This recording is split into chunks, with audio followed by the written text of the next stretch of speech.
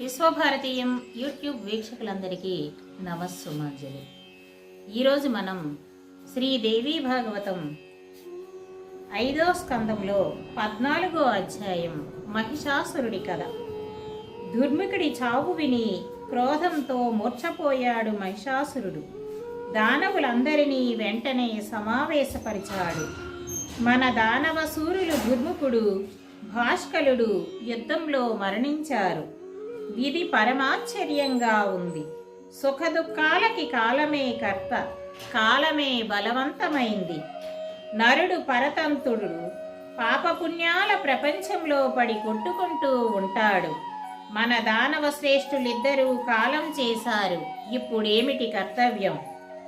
ఈ సంకట కాలంలో ఏం చెయ్యాలో మీరంతా ఆలోచించి చెప్పండి అన్నాడు. మహారాజా, మహారథి సేనాధిపతి చిక్షురుడు అందుకున్నాడు. నేను ఆమెని చంపేస్తాను. ఆడదాన్ని చంపడం ఏమంత పని అంటూనే అతడు లేచాడు. యుద్ధానికి సిద్ధపడ్డాడు. రథమెక్కాడు. వెంట పెద్ద సేన వేసుకున్నాడు. పార్శ్వ రక్షకుడుగా తామ్రుడును అతడితో బయలుదేరాడు.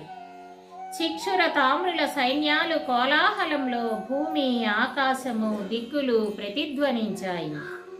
వాళ్ళు రావడం చూసింది దేవి.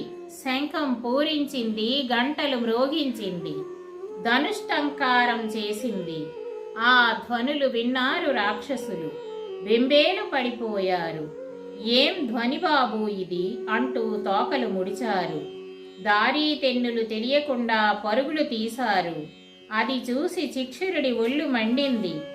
ఇంత పిరికి పందలు మీరు అంటూ గద్దించాడు. చూడండి, చిటికెలో ఈ మదమెక్కిన ఆడదాని ఆట కట్టిస్తాను. మీరంతా వీరులు, భయపడకండి, రణరంగంలో నిలబడండి. సేనలతో ధనస్సు బాణాలు పట్టుకొని రణస్థలానికి వచ్చాడు చిక్షురుడు. ఓ పెద్ద కళ్ళుదానా, దేవిని చూసి నిర్భయంగా అన్నాడతడు. ఎందుకిలా సైనికుల్ని భయపెడుతూ అరుస్తున్నావు? నీ చేష్టలు ఈవరకే విన్నాను. అంచేత రవంతా భయం కలుగదు నాకు. ఆడదాన్ని చంపితే పాపం, అపకీర్తి కూడా పైగా. అంచేత నిన్ను చంపడానికి బుద్ధి పొట్టకుండా ఉంది. స్త్రీలు కటాక్షాలతోనూ హావభావాలతోనూ మాత్రమే యుద్ధం చేస్తారు. నీ వంటి అందకత్తె ఇలా ఆయుధాలతో యుద్ధం చెయ్యడం ఎక్కడా కని విని ఎరుగను. పువ్వులతో కూడా యుద్ధం చెయ్యడానికి తగని సుకుమారివి నువ్వు. అయినప్పుడు తీక్షణ బాణాలతో యుద్ధం సంగతి చెప్పేదేముంది? అసలే కూడదు. మాలతి దళము తగిలినా కందిపోతుంది నీ కోమల శరీరం. నిజంగా క్షేత్రధర్మం అవలంబించిన వాళ్ళ బతుకు నీచం. ఏమంటే ప్రేమతో పెంచిన శరీరాన్ని నరుకుల పాలు చేస్తారు వారు.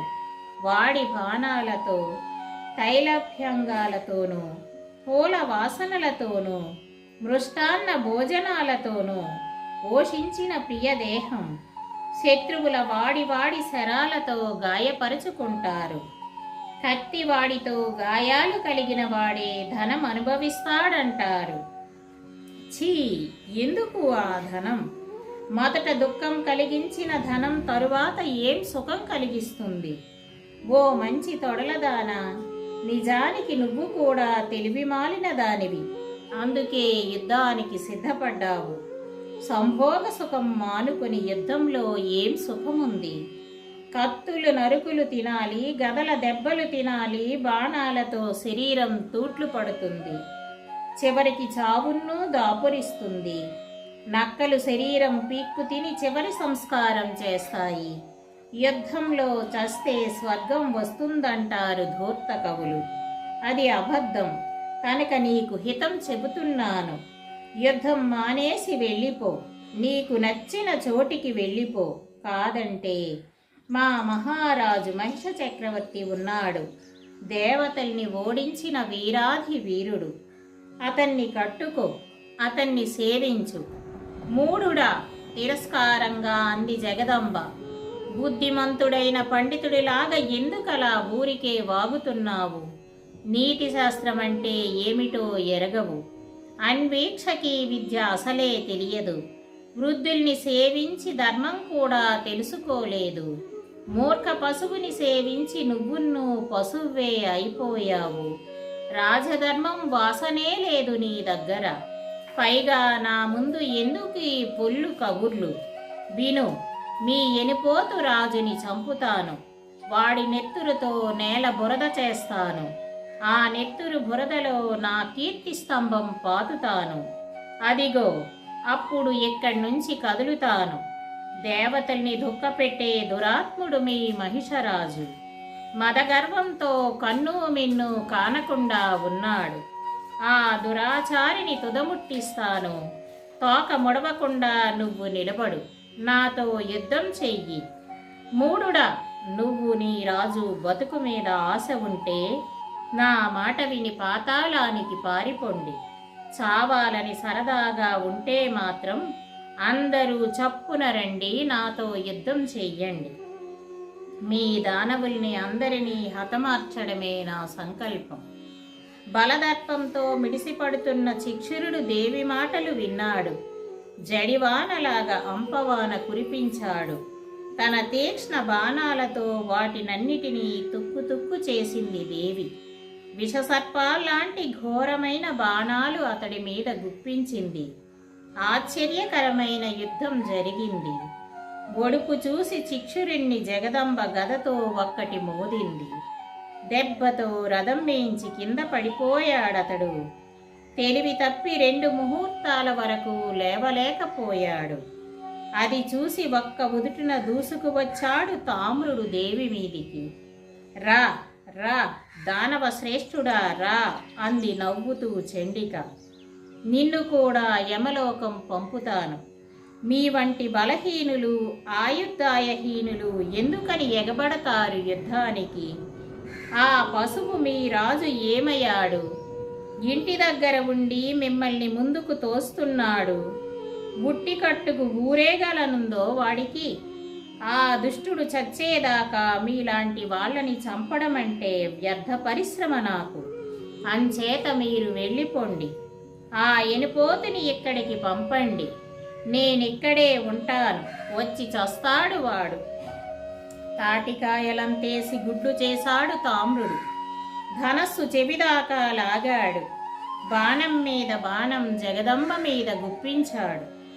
నిప్పులు కురిపించింది దేవి. మెరుపుల్లాంటి బాణాలు గబగబా కురిపించింది.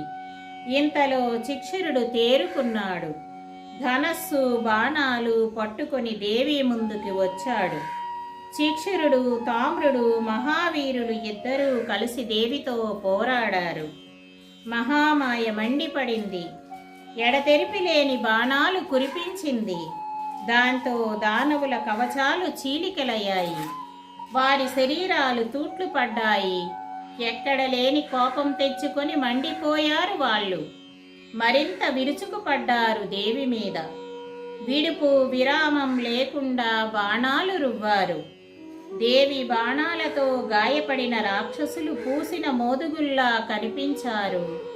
దారుణంగా జరిగింది యుద్ధం. ఆకాశం మీద చూస్తున్న దేవతలు ఆశ్చర్యపోయారు. పెద్ద ఇనప రోకలి పట్టుకు ఉరికాడు తామ్రుడు. దేవి సింహం నెత్తి మీద ఒక్కటి కొట్టాడు. ఆ ఊపున పెద్ద పెడబొబ్బలు పెట్టాడు. దేవి కళ్ళల్లో జ్యోతులు మండాయి. కత్తితో తామ్రుడి తల మీద ఎగురవేసింది. తల తెగిపడిన అతడి మొండెం ముసలం పట్టుకు ముందుకు ఉరికింది కొంచెం సేపు. అనంతరం పెద్ద మాను కూలినట్టు నేల కూలిపోయింది. తామ్రుడి చావు చూసి తట్టుకోలేకపోయాడు చిక్షురుడు. పెద్ద కత్తి పట్టుకొని దేవి మీదికి పరుగెత్తాడు. 5 బాణాలు టపీ టపీ వాడి మీద కొట్టింది దేవి. ఒక బాణంతో కత్తి ముక్కలైంది. ఒక బాణంతో అతడి చెయ్యి తెగి కింద పడింది. తక్కిన 3 బాణాలతో అతడు తల తెగి కింద పడింది. అలా తామ్రుడు చిక్షురుడు రణరంగంలో తెగిపడడంతోనే రాక్షస సేన జజ్జరిల్లిపోయింది. దిక్కు తెన్ను లేకుండా దౌడు తీసింది.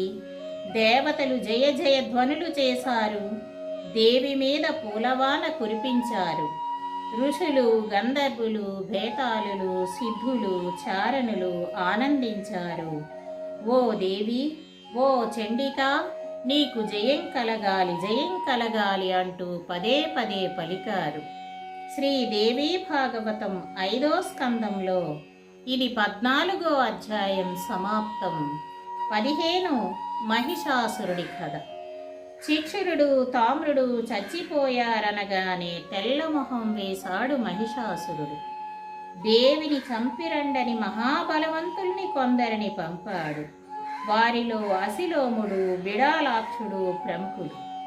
యుద్ధ ధర్మదులు వెక్కలేనంత సైన్యము, రకరకాల ఆయుధాలు పట్టుకొని రణస్థలానికి వెళ్ళారు. వాళ్ళు చూశారు దేవిని.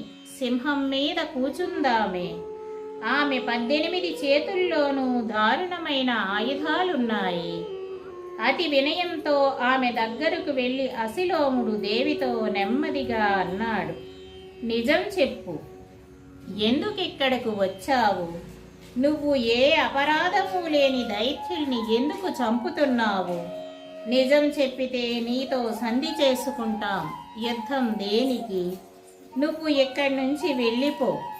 యుద్ధం వల్ల దుఃఖం తప్ప మరేమీ లేదు. యజ్ఞం సుఖాలు నాశనం చేసే రోగం అన్నారు పెద్దలు. పువ్వులు పడితే భరించలేని సుకుమారివి నువ్వు. శస్త్రాలు, అస్త్రాలు ఎలా సహిస్తావు? ఎందుకిదంతా? నిన్ను చూస్తే ఆశ్చర్యం వేస్తుంది నాకు. చాతుర్య ఫలం శాంతి, శాంతి ఆనందం ప్రసాదిస్తుంది. ఇంతకీ దుఃఖానికి మూల కారణమైన యుద్ధం ఎందుకు నీకు? ఈ లోకంలో దుఃఖం విడిచిపెట్టి సుఖమే అనుభవించాలి. సుఖం 2 విధాలు. ఒకటి నిత్య సుఖం, రెండోది అనిత్య సుఖం. ఆత్మజ్ఞానం వల్ల కలిగే సుఖం నిత్యమైంది, భోగం వల్ల కలిగే సుఖం అనిత్యమైంది. వేదశాస్త్రాల అర్థం తెలిసిన వాళ్ళు అనిత్యమైన సుఖం వల్లరు. ఒకవేళ నీకు సౌగత ధర్మం సమ్మతంటావా? అయితే మంచి యవ్వనం కల చిన్నదానివి, భోగాలు అనుభవించు హాయిగా. నిజంగా పరిలోకం మీద నమ్మకం లేకపోతే మంచిగా ఈ భూలోకం మీదే స్వర్గసుఖం అనుభవించు. యవ్వనం శాశ్వతం కాదు, ఇది తెలుసుకొని ప్రవర్తించు. తెలిసిన వాళ్ళు మరో ప్రాణికి కష్టం కలిగించరు. ధర్మం, అర్థం, కామం యథావిధిగా అనుభవించాలి. అంచేత సుందరి, నీ బుద్ధి ధర్మార్థాల వైపు మళ్లించు. ఏ అపరాధమో ఎరుగని రాక్షసుల్ని ఊరికే ఎందుకు చంపుతావు? ప్రతి మనిషి శరీరంలోనూ దయా, ధర్మం ఉంటుంది. సత్యం మీద ప్రాణం ఆధారపడి ఉంటుంది. కనుక దయ, సత్యము కాపాడడం కర్తవ్యం. అంచేత దేవి, సత్యం చెప్పు. దయమాలి దానవుల్ని ఎందుకు చంపుతున్నావు? దేవి ఇలా జవాబు చెప్పింది, నేను ఇక్కడికి ఎందుకు వచ్చానని అడుగుతున్నావు? చెబుతాను విను. దైత్యుల్ని చంపడానికి కారణమును చెబుతాను. ప్రాణుల న్యాయాన్యాయాలు చూస్తూ ఉండే సాక్షి రూపిణి నేను. అన్ని లోకాల్లోనూ అన్ని వేళలా విహరిస్తూ ఉంటాను. నాకెప్పుడు భోగేచ్ఛ లేదు, లోభమున్నూ లేదు, ఎవరితో విరోధమున్నూ నాకు లేదు. సంసారంలో ధర్మం కోసమే, సాధు రక్షణ కోసమే విహరిస్తూ ఉంటాను. ఇది నా వ్రతం. ఈ వ్రతం సర్వదా పాలిస్తూ ఉంటాను. అప్పుడప్పుడు అనేక రకాల అవతారాలు ఎత్తుతాను. దుష్టుల్ని భక్షిస్తాను, శిష్టుల్ని రక్షిస్తాను. వేదాలు కాపాడతాను, ప్రతి యుగంలోనూ అవతరిస్తాను. మహిషాసురుడు దుర్మార్గుడు, దేవతల్ని నాశనం చెయ్యాలని సంకల్పించాడు. ఇది తెలిసి ఇక్కడికి వచ్చాను. అతన్ని అవశ్యం హతమారుస్తాను. నువ్వు ఉండినా సరే, వెళ్ళినా సరే ఉన్న మాట చెప్పాను. యుద్ధానికి ఇతరుల్ని ఎందుకు పంపుతున్నాడతడు? అయితే దేవతలతో విరోధం పెట్టమను.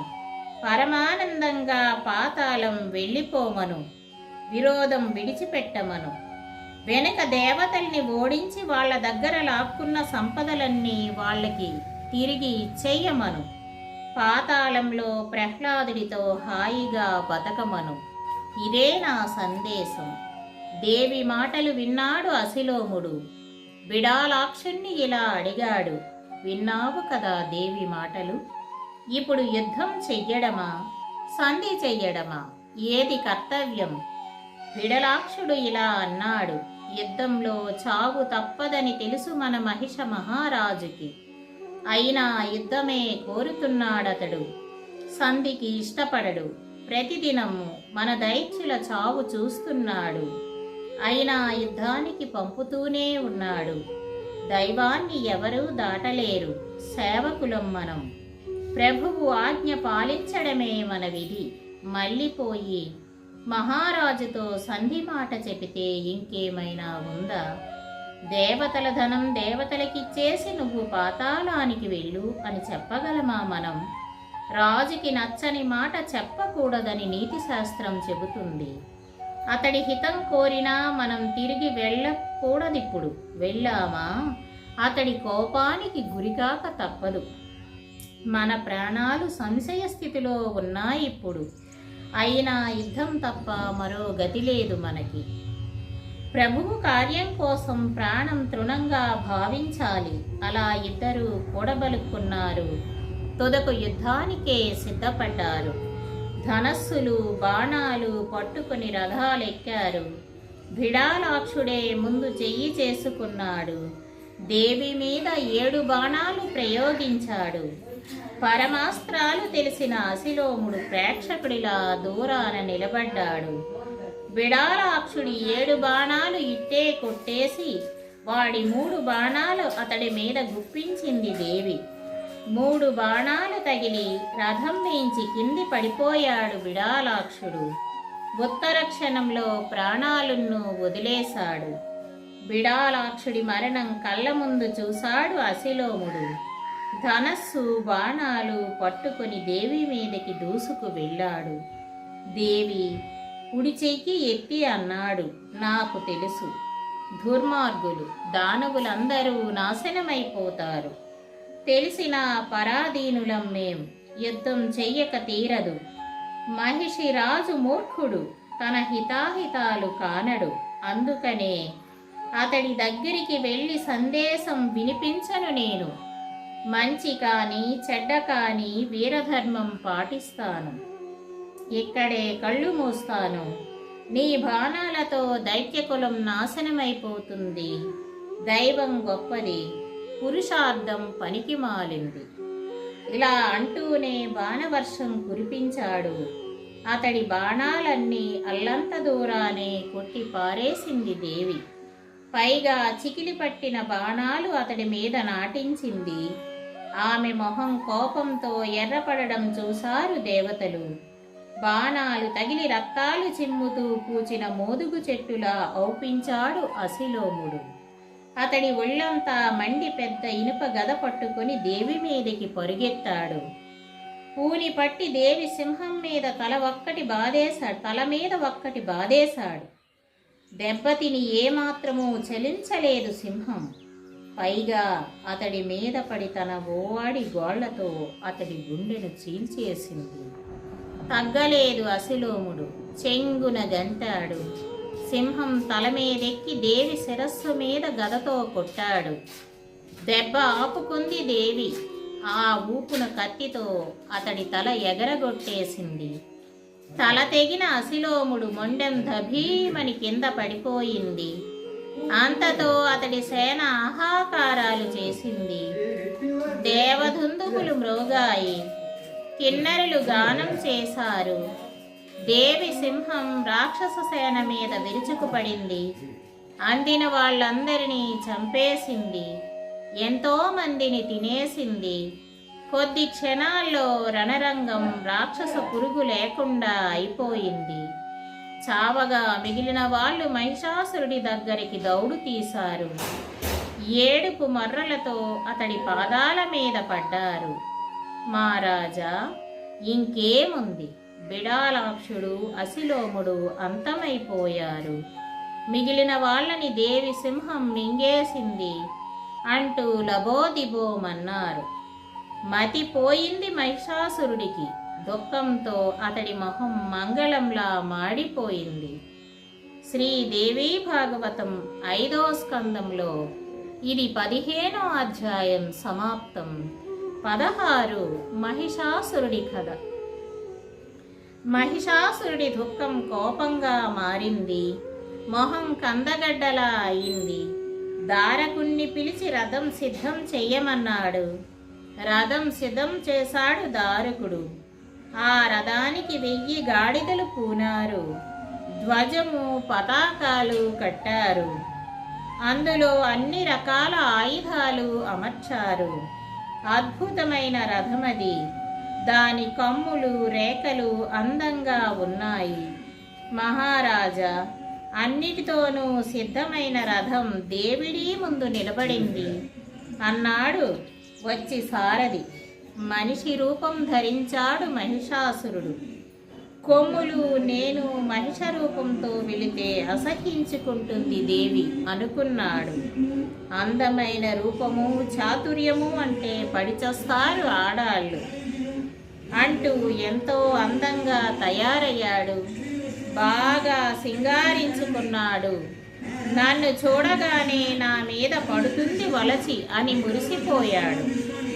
మనిషి రూపం కంటే మంచి రూపం నాకు నచ్చింది లేదు అంటూ అపురూపమైన మనిషిగా తయారయ్యాడు.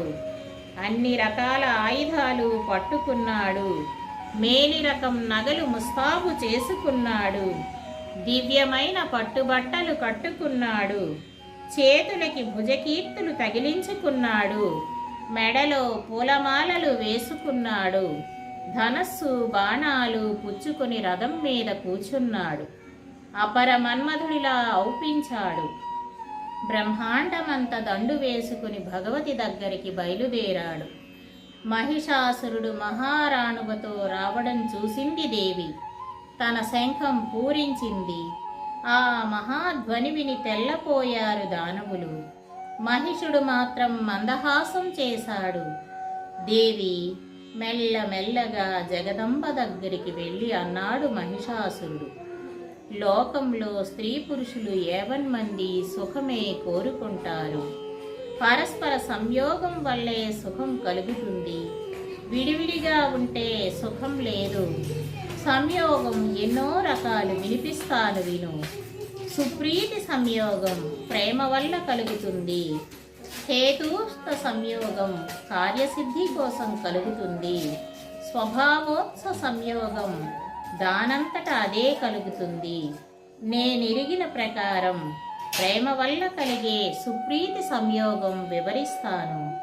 తల్లిదండ్రులకు సంతానం వల్ల కలిగే సంయోగం నైసర్గిక ప్రేమ వల్ల కలుగుతుంది.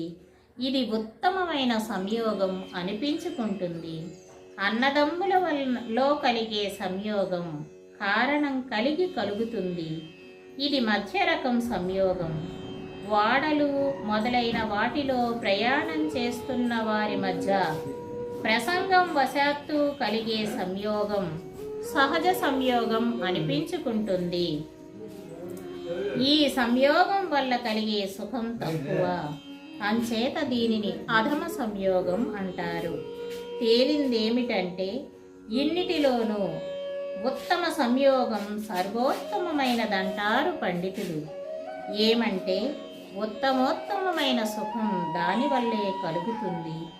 అందులోని చాతుర్యము, రూపము, ముస్తాబు, కులము, శీలము, గుణము అన్నీ కలిసి ఉంటాయి. ప్రియుడు ప్రియురాలు ఒకళ్ళ గుణం ఒకళ్ళు మెచ్చుకుంటారు. విన్నావా? ఇంతకీ నేను చెప్పవచ్చేదేమిటంటే ఆ ఉత్తమ సంయోగం నువ్వు ఆపేక్షిస్తుంటే రా, నాతో సంబంధం కల్పించుకో. దీనివల్ల ఉత్తమమైన సుఖం నీకు లభిస్తుంది. నీకు సందేహం లేదు. ప్రియురాలా, నా ఇష్టం వచ్చిన రూపం ధరించగలను నేను. దేవేంద్రుడు మొదలైన దేవతల్ని ఓడించి పారేశాను. ప్రపంచంలో ఉన్న దివ్య రత్నాలన్నీ నా ఇంట్లో ఉన్నాయి. నువ్వు నా పట్టపు రాణివిక. ఆ రత్నాలన్నీ నువ్వే అనుభవించు. నీకు నచ్చిన వాళ్ళకి పంచిపెట్టు. నన్ను అనుగ్రహించు, నీ దాసుణ్ణి నేను. నువ్వు కావాలంటే దేవతలతో విరోధం విడిచిపెట్టేస్తాను. నీకు దేనివల్ల సుఖం కలిగితే అదే నేను చేస్తాను. ఓ విశాలాక్షి, నువ్వు ఆజ్ఞాపించు, నేను అనుసరిస్తాను. నీ రూపం చూసి నా మతిలో లేదు. నీ మీద మనసు పట్టలేకుండా ఉన్నాను. నీ శరణు వేడుకుంటున్నాను. అరటి స్తంభాల్లా ఉన్నాయి నీ తొడలు. మన్మథ బాణాలు భరించలేకపోతున్నాను. నన్ను ఆదుకో. శరణన్న వాళ్ళని రక్షించడం కంటే ఉత్తమ ధర్మం మరొకటి లేదు. అందమైన కళ్ళు నీవి ప్రియురాల. నీ వాణ్ణి, నీ సేవకుణ్ణి. బతికున్నంతకాలం నీ మాట జవదాటను. నా ఆయుధాలన్నీ అవతల పారేసి నీ పాదాలు పట్టుకుంటాను. కామవేదన కాల్చేస్తూ ఉంది, అనుగ్రహించు. పుట్టినప్పటి నుంచి ఎవళ్ళ ముందు ప్రాధేయపడి ఎరుగను. బ్రహ్మ మొదలైన దేవతల ముందు కూడా తల వంచి ఎరుగను. అలాంటి వాణ్ణి నీ ముందు దేహి అంటున్నాను. బ్రహ్మ మొదలైన దేవతలందరికీ నా చరిత్ర, నా చేవ బాగా తెలుసు. ఓ భామిని, ఇంతటి మహావీరుణ్ణి నీకు దాసోహం అంటున్నాను. ఓ మారు కన్నెత్తి నా మొహం చూడు. నా కోసం, నీ కోసం ఎంత వ్యాకుల పడుతున్నానో నీకే తెలుస్తుంది. దైత్యుడా, నవ్వుతూ అంది దేవి. పరమ పురుషుణ్ణి, పరమాత్ముణ్ణి తప్ప పరపురుషుణ్ణి కోరను. ఆ పరమ పురుషుడి ఇచ్ఛాశక్తిని నేను. ఈ సృష్టి యావత్తు నేను సృష్టిస్తాను. అవిశ్వాత్ముడు ఎప్పుడూ చూస్తూనే ఉంటాడు నన్ను. అతడి శాప ప్రకృతిని నేను. అతడు ఎప్పుడూ నా దగ్గరే ఉంటాడు. కనుకనే నాలో చేతనాశక్తి ప్రకాశిస్తూ ఉంటుంది. నిజానికి జడ స్వరూపం నాది. అతడి సంయోగం వల్లే నాలో చేతనాశక్తి కలుగుతుంది. సూదంటు రాయి వల్ల ఇనుములో చైతన్యం కలిగినట్లు అతడి సంయోగం వల్ల నాలో చైతన్యం ఉద్భవిస్తుంది. గ్రామ్య సుఖం కోసం ఎన్నడూ నాలో కోరిక రేగదు. నువ్వు మూర్ఖుడివి, మందబుద్ధివి కనుకనే స్త్రీ సంగమం కోరుతున్నావు. ఆడది మగాన్ని బంధించే గొలుసు అన్నారు పెద్దలు. ఇనుప బేడీలతోనూ గొలుసులతోనూ కట్టిన మనిషి వాటి నుండి బయటపడగలుగుతాడు. కానీ ఆడదాని బంధనంలో పడినవాడు మరి బయటపడలేడు. మూడుడా, ఆడదాని మూత్రాగారం సేవించడానికి ఊబలాట పడుతున్నావా? సుఖం కావాలంటే మనస్సులో శాంతి నిలుపు. మతిమాలి ప్రవర్తించకు. దేవతలతో విరోధం విడిచిపెట్టు. అప్పుడు నీ ఇష్టం వచ్చినట్లు తిరుగు. బతుకు మీద ఆశ ఉంటే పాతాళం పారిపో. కాదంటావు అయితే రా, నాతో పోరాడు. సంపూర్ణమైన శక్తితో ఉన్నాను నేను. నిన్ను చంపడం కోసమే దేవతలు నన్ను పంపారు. సహృద్భావంతో నువ్వు మాటలాడావు కనుక ఉన్న మాట వినిపించాను. నా మాట వింటే పాతాళం పోయి హాయిగా బతుకు. 7 మాటలతో మంచి వాళ్లతో మైత్రి కుదురుతుంది. అంచేత నువ్వు పాతాళం పోతే వదిలేస్తాను. కాదంటావు, చావే సరదాగా ఉందంటావు. అయితే వీరుడా, సంతోషంగా నాతో యుద్ధం చెయ్యి. యుద్ధంలో నిన్ను చంపుతాను, సందేహం లేదు. సుందరి కామంతో కంగారు పడుతూ మళ్ళీ అందుకున్నాడు మహిషాసురుడు. నీ మీద బాణం వెయ్యడానికే భయంగా ఉంది. వెన్నలాంటి చిన్నదానివి నువ్వు. నీ అవయవాలన్నీ అందంగా ఉన్నాయి. శివుడు, విష్ణువు మొదలైన దేవతల్ని, మగజాతినంతటినీ మోహపరిచే అందగత్తెవు నువ్వు. నీ మీద ఆయుధం వెయ్యడానికి చేతులెలా వస్తాయి నాకు? అమృతంలా ఉన్నాయి నీ మాటలు, పద్మాల్లా ఉన్నాయి నీ నేత్రాలు. నీతో నేను యుద్ధం చెయ్యడం తగిన పనేనా అంటావా? వద్దు, నన్ను వివాహం చేసుకో, హాయి అనుభవించు. కాదంటావు? అయితే ఎక్కడి నుండి వచ్చావో అక్కడికి వెళ్ళిపో. నీతో స్నేహం కట్టా నేను, అంచేత నీ మీద ఆయుధం వెయ్యను. నీ మేలు కోరి చెబుతున్నాను. అన్నిటికంటే మంచి ఉపాయమిది. నువ్వు వెళ్ళిపో. నీ వంటి అందగత్తెని ఆడదాన్ని చంపితే ఏం ప్రతిష్ట నాకు? స్త్రీహత్య, శిశుహత్య, బ్రహ్మహత్య కుట్టి కుడుగుతాయి మహాపాపాలు. కావాలంటే నిన్ను బలవంతంగా ఎత్తుకుపోగలను నా ఇంటికి. కానీ బలాత్కారం వల్ల నిజమైన సుఖం దొరకదు. అందుకే వినయంగా విన్నవిస్తున్నాను. ప్రియురాలి ముఖపద్మం చూస్తే కానీ మగాడికి సుఖముండదు. అలాగే మగాడు లేనిదే ఆడదానికి ఆనందం లేదు. సంయోగం వల్ల సుఖం కలుగుతుంది, వియోగం వల్ల దుఃఖం కలుగుతుంది. అందగత్తెవి నువ్వు, యవ్వనంలో ఉన్నావు, మంచి మంచి నగలు ముస్తాబు చేసుకున్నావు. ఎన్ని ఉంటే ఏం లాభం, చాతుర్యం ఎరుగవు. అంచేత నా వంటి ప్రియుణ్ణి ప్రేమించలేకపోతున్నావు. ఎవరు చెప్పారు నీకీ బుద్ధి? ఏ పగవాడు ఇలా చేసి నిన్ను మోసగించాడు? ఈ ఆగ్రహం విడిచిపెట్టు, నీ మంచి చూసుకో, నన్ను పెళ్లి చేసుకో. నీకు నాకు కూడా సుఖం దక్కుతుంది. విష్ణువు లక్ష్మితోనూ, శివుడు పార్వతితోనూ, ఇంద్రుడు సచీదేవితోనూ సుఖపడుతున్నారు. మగడు లేని ఆడదానికి సుఖం ఎలా వస్తుంది? నా వంటి రసికుణ్ణి ఎందుకు వల్లకుండా ఉన్నావో తెలియకుండా ఉంది నాకు. ఆ బుద్ధిమాలిన మన్మథుడు ఎటుపోయాడో? తన 5 బాణాలు వేసి నిన్నెందుకు వెర్రెత్తించకుండా ఉన్నాడో? అతడు కూడా నిన్ను చూసి కరిగిపోయాడేమో జాలిపడి. పాపం అబల అని కనికరించాడేమో. అందుకే నిన్ను బాణాలతో కొట్టలేదేమో. అయితే నా మీద ఇలా ఎందుకు పగ సాధిస్తున్నాడు? నా మీద పగ సాధించడానికి నీ మీద బాణం వెయ్యలేదేమో. దేవతలే మన్మధుణ్ణి ఇలా చెయ్యమన్నారేమో. నా సుఖం మంట కలపడం కోసం దేవతలే ఈ కుట్ర పన్ని ఉంటారు. అంచేత మన్మధుడు నీ వైపు కోదండం ఎత్తలేదు. ఓ లేడిపిల్ల కళ్ళదానా, నన్ను వల్లకుండా ఉన్నావు. బతికున్నంతకాలం పశ్చాత్తాపడతావు. స్వర్గసుఖం చేజేతులా జారవిడిచానని ఇలాగే వెనుకటికి మండోదరి అందగాడైన రాజకుమారుణ్ణి వరించక తరువాత కామంతో బాధపడి ఒక శఠుణ్ణి కట్టుకొని పశ్చాత్తాపపడింది. శ్రీదేవీ భాగవతం 5వ స్కందంలో ఇది 16వ అధ్యాయం సమాప్తం. 17 మహిషాసురుడి కథ.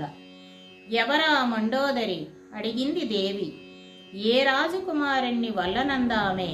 అనంతం ఎవరిని వరించింది? ఎవరా శఠుడు? అతన్ని కట్టుకుని ఏం దుఃఖం అనుభవించిందామే? విను అంటూ అందుకున్నాడు మహిషాసురుడు. భూలోకం మీద సింహలం అని ఒక దేశముంది. విఖ్యాతమైన దేశమది. దట్టమైన చెట్టతోనూ ధనధాన్యాలతోనూ నిత్య కళ్యాణం పచ్చతోరణంగా ఉంటుందది. చంద్రసేనుడనే రాజు ఆ రాజ్యం పరిపాలిస్తూ ఉండేవాడు.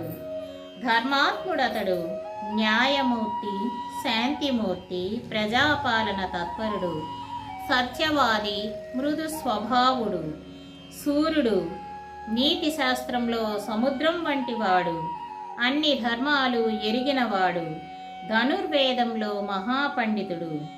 అతడి రాణి కూడా ఉత్తమురాలు, రూపవతి, సౌభాగ్యవతి, గుణవతి, ఆచారవతి, పతిభక్తి పరాయణ. ఆమె పేరు గుణవతి. మంచి లక్షణాలన్నీ ఆమెలో ఉండేవి. ఆమె తొలికాన్పు కూతుర్ని కంది. చక్కని చుక్క ఆ పిల్ల. కూతురంటే ప్రాణం పెట్టేవాడు చంద్రసేనుడు. అల్లారు ముద్దుగా ఆమెకి మండోదరి అని పేరు పెట్టాడు. శుక్లపక్ష చందమామలాగా దినదినము పెరిగి పెద్దదయింది మండోదరి. 10 ఏళ్లయ్యేసరికి తగిన వరుడు కోసం విచారిస్తూ వచ్చాడు చంద్రసేనుడు. మధ్రదేశంలోను నుధన్నుడని ఒక రాజుండేవాడు. అసాధారణ వీరుడతడు. అతడి కుమారుడు కంబుగ్రీవుడు. బుద్ధిమంతుడతడు, లోక విఖ్యాతుడు. కంబుగ్రీవుడు మండోదరికి తగిన వరుడని చంద్రసేనుడితో చెప్పాడు బ్రాహ్మలు. అన్ని లక్షణాలు అతడిలో ఉన్నాయని, విద్యావంతుడని రాణి గుణవతితో ఈ ప్రసంగం చెప్పి కంబుగ్రీవుడికి మండోదరినిచ్చి వివాహం చేస్తానన్నాడు చంద్రసేనుడు. కుమార్తెని ఆదరంగా చేరదీసి ఈ మాట చెప్పింది రాణి. అమ్మా మండోదరి, మద్రదేశం రాజకుమారుడు కంబుగ్రీవుడికిచ్చి నిన్ను పెళ్లి చేయాలని చూస్తున్నారు మీ నాన్నగారు. నేను పెళ్లి చేసుకోనమ్మా అంది మండోదరి. భర్త కోసం రవంతా ఇష్టం లేదు నాకు. ఎప్పుడూ ఇలాగే కన్యగా ఉండిపోతాను. లోకంలో పరాధీనత కంటే మించిన కష్టం మరొకటి లేదు. కనుక స్వతంత్రరాలుగా ఉంటాను. తపస్సు చేస్తాను. స్వతంత్రంగా ఉంటేనే ముక్తి దొరుకుతుందంటారు పండితులు. భర్త అవసరము లేదు నాకు. వివాహ సమయంలో ఎప్పుడూ భర్తకి లోబడి ఉంటాను అని అగ్ని సాక్షిగా ప్రమాణం చెయ్యాలి. అత్తవారింట అత్తని సేవించాలి, మరుదుల్ని కొలవాలి, మగడి మాట మీద నడుచుకోవాలి. ఎంత దుఃఖమిది! మగడు మరోదాన్ని కట్టుకుంటే ఏరాలు పోరు తప్పదు. మగడి మీద మత్సరం కలుగుతుంది. బతుకంతా జగడాలతో గడుస్తుంది. సుఖం లేదు. ముఖ్యంగా ఆడదానికి సుఖం సున్నా. ప్రపంచం కలవంటిది, అసత్యమైంది. లోకంలో ఆడజాతికి స్వతంత్రం లేదు. అమ్మ, కొన్నాళ్ల కింద నేను విన్న విషయం చెబుతాను.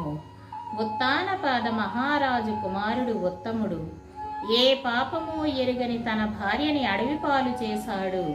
పతివ్రత ఆమె, ధర్మపరాయణ, పతి సేవే పరమధర్మమని భావించే ఇల్లాలు. అయినా అడవికి తరిమాడు ఉత్తముడు. అతడు పైగా పరమభక్తుడైన ధ్రువుడి తమ్ముడు. అన్ని ధర్మాలు ఎరిగినవాడు. చెప్పవచ్చిందేమిటంటే అన్ని గుణాలున్న భర్త ఉండి కూడా అష్ట కష్టాలు పడవలసి వస్తుంది ఆడది. అదృష్టం కాలి మగడు మరణిస్తే తలచెడిన ఆడది అనుభవించవలసిన దుఃఖం చెప్పనక్కరలేదు. బతుకంతా దుఃఖాగ్నిలో గడుస్తుంది. భర్త పరదేశం పోయినా ఇంట ఒంటరి బతుకు దుర్భరమవుతుంది. కామాగ్నిలో కాలవలసి వస్తుంది. భర్త వల్ల ఏం సుఖమో నువ్వే చెప్పు. అంచేత ఆడది పెళ్లి చేసుకోకూడదనే నా మతం. కన్యగానే ఉండిపోవాలి. కూతురు మాటలు విని భర్తతో చెప్పింది గుణవతి. మన మండోదరి బాలబ్రహ్మచారిణిగా ఉంటానంటూ ఉంది. ఆమె కోసం వరుణ్ణి వెదకనవసరం లేదు. సంసారం అంటే విరక్తిగా ఉందామెకి. వ్రతం పూని తపస్సు చేస్తుంది. పెళ్లిలో ఉన్న దోషాలు ఏకరువు పెట్టింది. ఎవ్వరిని పెళ్లాడడం ఇష్టం లేదామెకి. భార్య మాటలు విన్నాడు చంద్రసేనుడు. చేసేది లేక ఊరుకున్నాడు. అప్రయత్నమే విరమించుకున్నాడు. కన్నవారింట అల్లారు ముద్దుగా పెరుగుతూ వచ్చింది మండోదరి. కొంతకాలం గడిచింది. ఆమెకు యవ్వనంలో మంకురించింది. యవ్వనంలో కామవాంఛ కలగడం సహజం. ఆమె యవ్వనం చూసి చెలికత్తెలు వరుణ్ణి ఎంచుకోమంటూ చెప్పడం మొదలెట్టారు. కానీ వారి మాటలు చెవి పెట్టలేదు. మండోదరి జ్ఞాన వైజ్ఞారాగ్య ప్రసంగాలతో వారిని మందలించింది. ఇలా ఉండగా ఓనాడు తన పరిచారకులతో సరదాగా ఉపవనంలో విహరిస్తూ ఉంది మండోదరి. ఉపవనంలో రకరకాల పళ్ళ చెట్లు దట్టంగా ఉన్నాయి. వాటిని పెనవేసుకున్న పూల తీగలు విరబూసాయి. అక్కడే ఆడుతూ పాడుతూ తిరిగింది మండోదరి. పరుగెత్తి పువ్వులు కోసింది. దైవికంగా అదే సమయానికి కోసల దేశం రాజు వీరసేనుడు అక్కడికి వచ్చాడు. రథం మీద ఒంటరిగా. కొద్దిమంది సేవకులు మాత్రం వెంట ఉన్నారు. వెనక దూరంగా అతడి సేనలు వస్తున్నాయి మెల్లగా. మండోదరి పరిచారికులు దూరం నుంచే చూశారు వీరసేనుణ్ణి. పరుగెత్తుకు వచ్చి మండోదరితో చెప్పారు, మన్మధుడిలా ఉన్నాడు. ఎంచెక్క ఎవరో రాజకుమారుడు రథం మీద ఇటే వస్తున్నాడు. సందేహం లేదు, ఎవరో రాజే అతడు. దైవికంగా ఇటు వచ్చాడు. పరిచారికులు చెబుతూనే ఉన్నారు. ఇంతలో వీరసేనుడు దగ్గరికి వచ్చేశాడు. మండోదరిని చూసి ఆశ్చర్యపోయాడతడు. ఉన్న పలాన రథం దిగాడు. ఒక పరిచారికని అడిగాడు, ఎవరి చక్కని చుక్క, ఎవరి కూతురు, మీరెవరు? అడిగింది పరిచారిక. ఇక్కడికి ఎందుకు వచ్చారు? ఏమిటి పని? కోసలమని ఓ దేశముంది. అద్భుతమైన దేశమది. ఆ దేశం పాలించే రాజుని నేను. నన్ను వీరసేనుడంటారు. నా చతురంగ సేన వెనుక వస్తూ ఉంది. దారి తప్పి ఇలా వచ్చేసాను నేను అన్నాడు వీరసేనుడు. ఈమె చంద్రసేన మహారాజు కూతురు మండోదరి ఈమె పేరు. ఈ తోటలో విహరించడానికి వచ్చింది. సైరంధ్రి పరిచారికతో అన్నాడు వీరసేనుడు. నువ్వు చాతుర్యం కలదానివి కనుక మీ రాజకుమారితో చెప్పు. నేను కుకుత్స వంశం రాజుని. నన్ను గాంధర్వ వివాహం చేసుకుని నా రాణికమ్మను. నేను కూడా ఇంతవరకు వివాహం చేసుకోలేదు. రూపవతి అయిన కులీన కన్య కోసం వెతుకుతున్నాను. ఈమె తటస్థపడింది. గాంధర్వ వివాహం ఇష్టం లేకపోతే చంద్రసేన మహారాజు కన్యాదానం చెయ్యని. నేను సర్వదా అనుకూలంగా ఉంటాను. వీరసేనుడి మాటలు విని పరిచారిక మండోదరి దగ్గరికి వెళ్ళింది. కామశాస్త్రం ఎరిగిన ఆమె మెల్లమెల్లగా తీయని పలుకులతో మండోదరితో నవ్వుతూ అంది. రాజకుమారి, ఈ వచ్చినాయన సూర్యవంశం మహారాజు, అపర మన్మధుడు, బలవంతుడు, సరిగ్గా నీ ఈడువాడు. నిన్ను చూసి మోహించాడు. నీ తండ్రి గారు నీ పెళ్లి ఈడు చూసి నిట్టూర్పులతో ఊరుకుంటున్నాడు.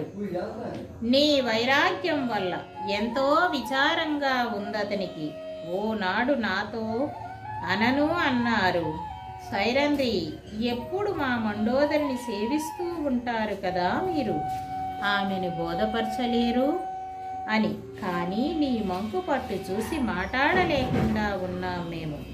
పతి సేవని మితించిన పరమకర్మం లేదన్నాడు మనువు. పతిని సేవించిన స్త్రీకి స్వర్గం లభిస్తుంది కనుక మా మాట విను. ఈ వీరసేన మహారాజుని వివాహమాడు. అదేమన్నమాట అంది మండోదరి. నేను వివాహం చేసుకోను. అద్భుతమైన తపస్సు చేస్తాను. వీరసేనుడితో ఈ మాట చెప్పు. మళ్ళీ లజ్జ లేకుండా నా వైపు అలా చూస్తాడేమతడు. వెళ్ళిపోమ్మను.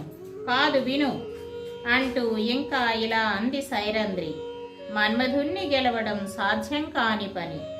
యవ్వనంతో ఉన్న ఆడదాన్ని వెర్రెత్తిస్తాడతడు. నా మాట తోసెయ్యకు. తరువాత కష్టాల పాలవుతావు, తప్పదు. కానున్నది కాకపోదు అంది మండోదరి. వద్దంటే పెళ్ళేమిటి? నేను చేసుకోను. స్పష్టంగా చెబుతున్నాను. సైరంధ్రి చేసేది లేక వీరసేనుడి దగ్గరకు వెళ్ళి చెప్పింది. మహారాజా, మళ్ళీపో. నీ వంటి భర్తని కాదంటూ ఉంది మండోదరి.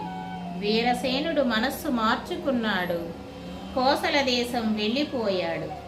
శ్రీదేవి భాగవతం 5వ స్కందంలో ఇది 17వ అధ్యాయం సంపూర్ణం. 18 మహిషాసురుడి కథ. మండోదరికి ఒక చెల్లెలు కూడా ఉండేది.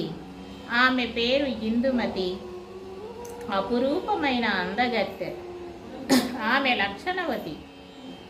పెండ్లి ఈడు వచ్చాక ఆమె కోసం స్వయంవరం చాటించాడు చంద్రసేనుడు. దేశ దేశాల రాజులు స్వయంవరం మండపానికి వచ్చారు.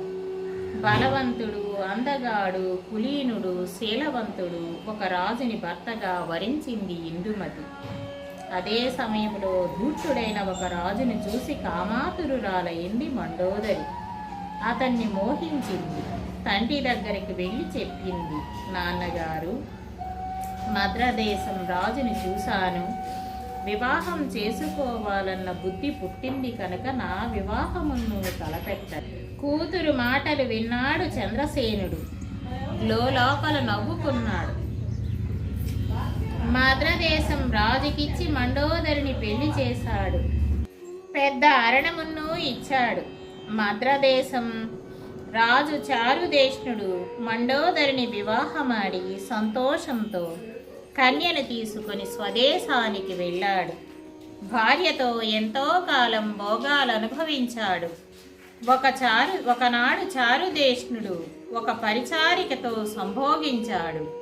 సైరంధ్రి అది కనిపెట్టి మండోదరికి చూపింది. భర్తని నానా మాటలు అంది మండోదరి. అప్పటికి ఊరుకున్న తన గుణం తాను మానలేదు చారుదేష్ణుడు. మళ్ళీ ఓమారు ఒక అందమైన పరిచారికతో అతడు వ్యభిచరించడం చూసింది మండోదరి. ఎంతో దుఃఖించింది. స్వయంవరంలో మొదట చూసినప్పుడు ఇతడు ఇంత సుటుడని సటుడని తెలియలేదు. మోహపడి చెడ్డాను, నా కళ్ళలో దుమ్ము కొట్టాడి రాజు. సిగ్గుమాలిన వాడితడు, క్రూరుడు, దుర్మార్గుడు. ఇతడితో ప్రేమగా ఎలా గడుస్తుంది కాలం? చీ, ఎందుకు నా బ్రతుకు? చాలు, ఇక సంసార సుఖం అక్కరలేదు. భర్తతో సహవాసం ఇవాళతో సరి. ఏది చెయ్యకూడదనుకున్నానో అదే చేశాను. అందుకే ఈ దుఃఖం అనుభవిస్తున్నాను. కన్నవారింటికి వెళ్ళినా శాంతి దొరకదు నాకు. అక్కడి వాళ్ళు నన్ను హేళన చేసి చంపుతారు, సందేహం లేదు. వైరాగ్యంతో ఇక్కడే మిగిలిన జీవితం వెళ్ళబుచ్చడం మంచిది. ఇలా నిశ్చయించుకొని వైరాగ్యం పూనింది మండోదరి. భర్త భవనం వదిలేసింది. దుఃఖ జీవనం గడపమారంభించింది. కనకదేవి ఇంతకీ చెప్పవచ్చిందేమిటంటే, నా వంటి మంచి భర్తని కాదంటున్న నువ్వు తరువాత కామార్తురాలివై ఒక మూర్ఖుణ్ణి కట్టుకొని బతికినన్నాళ్ళు బాధపడతావు. పశ్చాత్తాపంతో నువ్వు ఆడదానివి. నీకు హితమైన మాట చెబుతున్నాను, వినుకో.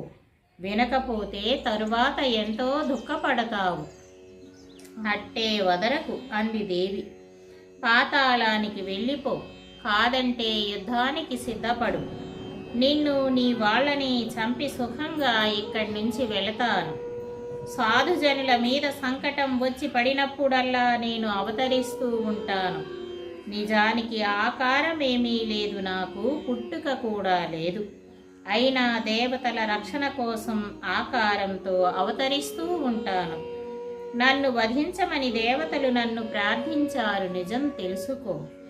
నిన్ను చంపి నిశ్చింతురాలినవుతాను. మళ్ళీ చెబుతున్నాను, పాతాళానికి పారిపో. రాక్షసుల నివాస స్థలమది. కాకపోతే నాతో యుద్ధం చెయ్యి. పాతాళానికి పోకపోతే నిన్ను చంపేస్తాను. నిజం చెబుతున్నాను. దేవి మాటలు విన్నాడు మహిషాసురుడు.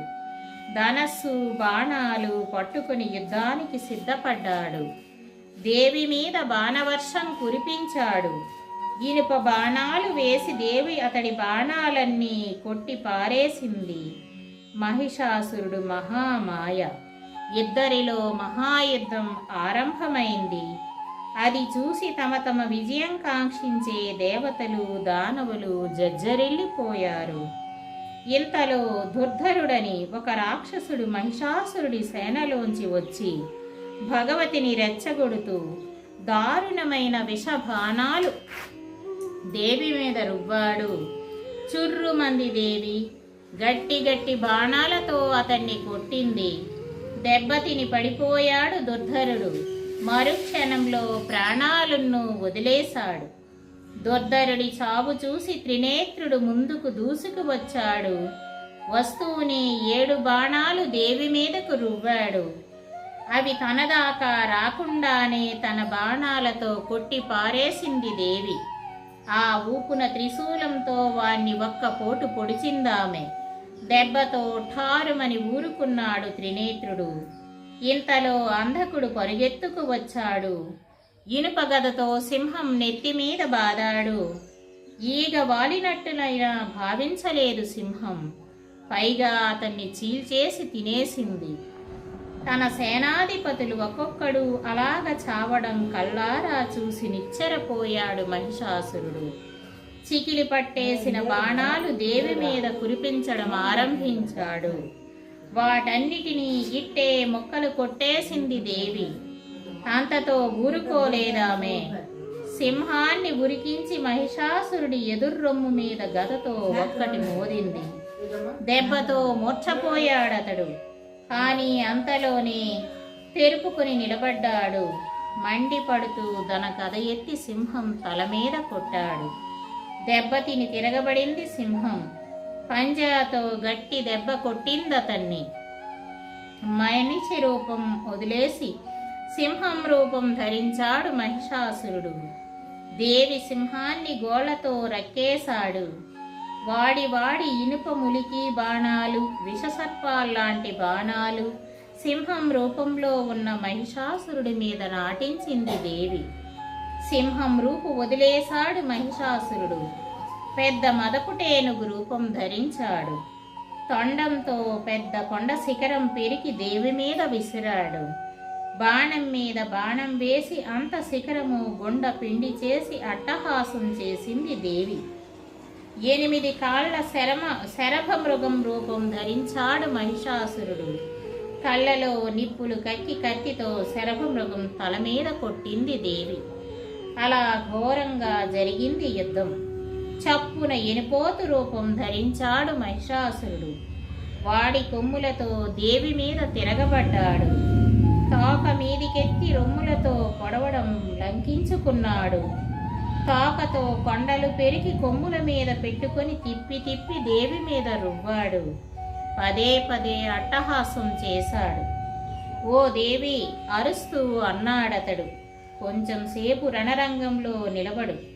అందముందని యవ్వనముందని కళ్ళు కనబడకుండా ఉన్నావు. నీకు నీ మదమంతా అంతం చేసేస్తాను. ఏమనుకుంటున్నావో మహిషాసురుడంటే? మదమెక్కి మూర్ఖంగా నాతో యుద్ధానికి దిగుతున్నావు. నీ బలం ఏమాత్రమో నీకు తెలియదు. కొండతో ఢీకొంటున్నావు. నిన్ను చంపేస్తాను. అనంతరం ఆ కపట పండితుల్ని, దేవతల్ని అందర్నీ చంపేస్తాను. ఆ దేవతలు చేతగాక ఒక ఆడదాన్ని నా మీదకి పంపి దాక్కున్నారు. సిగ్గుమాలి మూర్ఖుడా, గంభీరంగా అంది దేవి. ఊరికే వదరకు. జకాలోని రవంత రణభూమిలో నిలబడు. నిన్ను హతమారుస్తాను. దేవతల భయం మాపుతాను. నీచుడా ఆగు. తీయని మధువు తాగి నీ పరి పట్టిస్తాను. మునుల్ని దుఃఖపెట్టే పాపివి నువ్వు, దేవతలకు భయకారకుడివి అంటూ కళ్ళమయ్య కోపం తెచ్చుకుందామే బంగారం గిన్నెతో పదే పదే మద్యపానం చేసింది. తీయని ద్రాక్షరసం సేవించింది. త్రిశూలం సవరించి పట్టుకుంది. మహిషాసురుడి మీద విరుచుకుపడింది. దేవతలు స్తోత్రం చేశారు. పూలవాన కురిపించారు. దుందుబులు మోగించారు. జయ జయ ధ్వనులు సాగించారు. ఋషులు, సిద్ధులు, గంధర్వులు, పిశాచులు, నాగులు, చారణులు, కిన్నరులు ఉద్వేగంతో ఆకాశం మీద యుద్ధం చూస్తూ నించున్నారు. కపట పండితుడు మహిషాసురుడు రకరకాలుగా మారుతూ మాయలు చూపుతూ మహామాయతో తలపడ్డాడు. దారుణమైన ఆయుధాలు ఆమె మీద ప్రయోగించాడు. పట్టరాని కోపం తెచ్చుకుంది చండిక. ఆమె కళ్ళల్లో జ్యోతులు వెలిగాయి. త్రిశూలం పూని పట్టి మహిషాసురుడి గుండెల్లో పొడిచిందామె. పోటుతో కింద పడిపోయాడు మహిషుడు. ఉత్తర క్షణంలో మూర్ఛపోయాడు. రవంతలో తెలువుకున్నాడు. బలమంతా కూర్చుకుని దేవుని కాళ్లతో తన్నాడు. పదే పదే తంతు విరగబడి నవ్వాడు. ఉన్నట్టుండి భయంకరంగా పెడపొబ్బలు పెట్టాడు. విని భయపడిపోయారు దేవతలు. చప్పున చక్కని చక్రం పట్టుకుంది దేవి. ఒరే మధాండుడా, చక్రం తిప్పుతూ అంది జగదాంబ.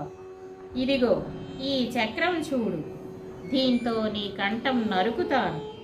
కొంతసేపటిలోనే నువ్వు తిన్నగా యమలోకం చేరుకుంటావు అంటూనే చక్రం ప్రయోగించిందామె.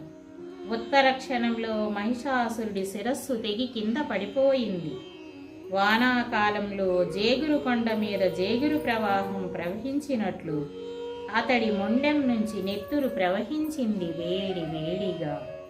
కొండ కూలినట్లు అతడి కబంధం గింజుకుని కింద కూలింది. దేవతలు జయ జయ ధ్వనులు చేసి ఆకాశం గింగురు మనిపించారు. కాకాపికలై కాళ్లకు బుద్ధి చెప్పిన రాక్షస సేన మీద పడింది దేవి సింహం. దొరికిన వాన్నల్లా కొరికి పారేసింది. చీల్చుకు తినేసింది. చావగా మిగిలిన రాక్షసులు పాతాళానికి పారిపోయారు. మహిషాసురుడు మరణించడంతోనే దేవతలు, మునులు, మనుషులు, భూమండలం మీది సాధుజనులు అందరూ పరమానందం అనుభవించారు. చండిక రణరంగం నుంచి ఒక చక్కని ప్రదేశానికి వెళ్ళింది. ఆమెని స్తుతి చేస్తూ దేవతలందరూ అక్కడ సమావేశమయ్యారు.